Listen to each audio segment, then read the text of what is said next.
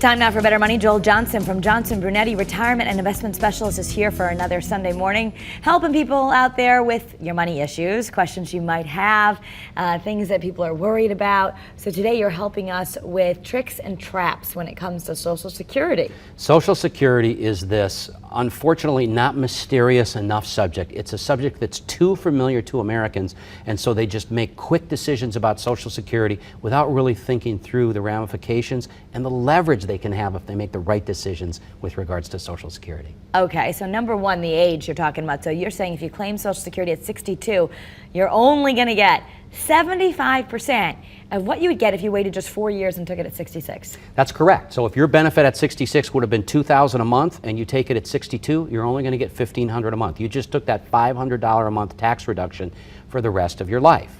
Now, if you're only going to live to 66, maybe you're better off doing that. Right. But if you're going to live, I mean, my mom and dad, 80 and 82 this year.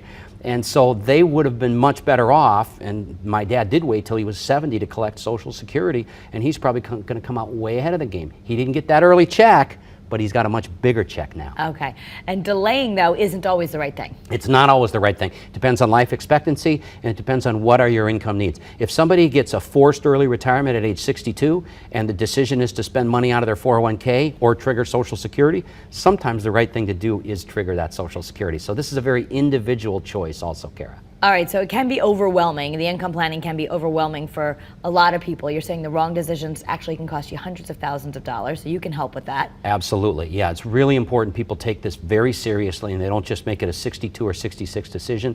And if someone is married, they have all kinds of extra choices and ways to play off their spouse's benefits without hurting the spouse's benefits, just by leveraging the way Social Security works. So it's really important to understand all these formulas. And ideally, I know you say it should be based on a financial plan, which people can get from a professional like you. In fact, the financial plans are actually complimentary when you first sit down with Johnson Brunetti. That's correct. Us and other independent financial advisors are out there, and most of us, or at least we do, a complimentary financial plan that coordinates Social Security with all the other pieces of the retirement puzzle. It could be pensions, 401ks, other benefits, maybe future inheritances. You want to coordinate Social Security into a full financial plan. Don't make the Social Security decision in an isolated way. You've got a giveaway. It's a Social Security guide. You can sit down and chew on this with your coffee and get some information out there.